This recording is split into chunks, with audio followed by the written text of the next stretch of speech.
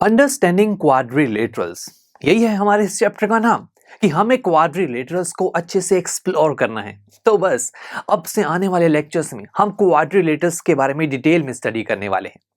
तो अब सबसे पहले ये जाने कि ये क्वाड्रिलेटरल क्या है। ये हम स्टडी कर चुके हैं कि ये एक ऐसे पॉलीगन होते हैं जो 4 साइड्स की हेल्प से बनाया जाता है। अब स्टूडेंट्स, 4 साइड्स की हेल्प से हम डिफरेंट डिफरेंट टाइप की शेप या फिर कहीं पॉलीगन बना सकते हैं।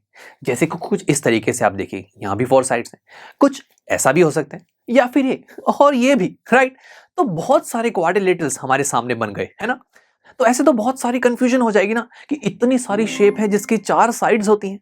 तो हमारे मैथमेटिशियंस ने इस कंफ्यूजन को दूर करने के लिए क्वाड्रिलेटरल्स को क्लासिफाई किया। क्लासिफाई यानी कि उसके कुछ टाइप्स बताए या फिर कहीं काइंड्स हमें बताए, जो कि हमारे इस लेक्चर का नाम है, that is kinds of quadrilateral.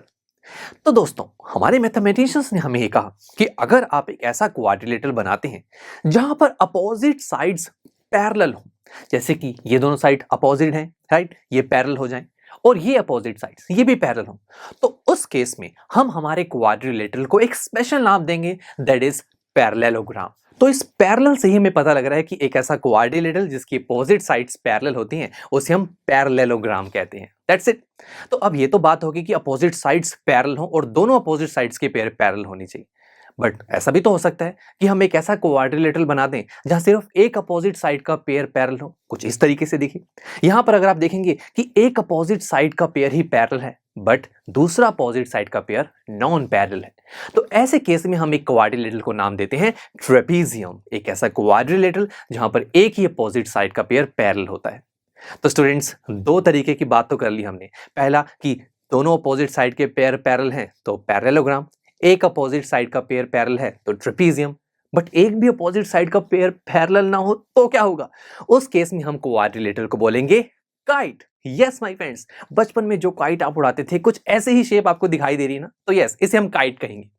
अब काइट में हम ये तो जान चुके हैं कि अपोजिट साइड्स के पेयर पैरेलल नहीं होते, बट इस काइट में एक इंटरेस्टिंग बात ये होती है कि इसकी जो एडजेसेंट साइड्स होती हैं वो इक्वल होती हैं। What is adjacent sides? दोस्तों, ऐसी 2 साइड्स जहां पर एक पॉइंट उनका कॉमन हो। जैसे कि आप इन 2 साइड्स को देखिए, इनका एक पॉइंट कॉमन है, राइट। तो इन 2 साइड्स को हम बोलेंगे adjacent sides, they are equal. Also in 2 sides को देखो, इनका एक पॉइंट कॉमन है, तो ये they are also adjacent sides and they are also equal. तो एडजेसेंट साइड्स काइट में इक्वल होती हैं। ये एक इंटरेस्टिंग बात है काइट की। तो बस इस तरीके से मैथमेटिशियंस ने क्वाड्रिलेटरल्स को क्लासिफाई कर दिया और कितने अच्छे से हम समझ पा रहे हैं कि अगर हमें कोई ऐसा क्वाड्रिलेटरल दिख जाए जहां अपोजिट साइड का पेयर पैरेलल हो तो हम कहेंगे कि हाँ, ये पैरेललोग्राम है। तो अब कोई कंफ्यूजन रही ही नहीं, राइट।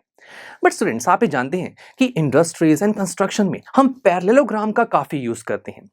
अब ऐसा क्या खास है पैरेललोग्राम में जो सिर्फ इसी का यूज किया जाता है?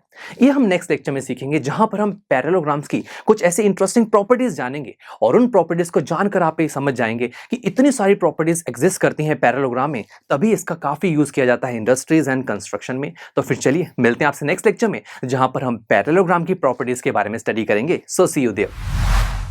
आई एम श्योर स्टूडेंट्स, आपको ये लेक्चर काफी पसंद आया होगा और ऐसे ही मजेदार तरीके से अपने हर एक कॉन्सेप्ट क्लियर करने के लिए डाउनलोड कीजिए PU Stack ऐप को, जहां पर आपके पास और भी बहुत सारे ऑप्शंस होंगे, जैसे कि back exercise solutions, tip videos, sample papers and much more. So what are you waiting for? Download the app now.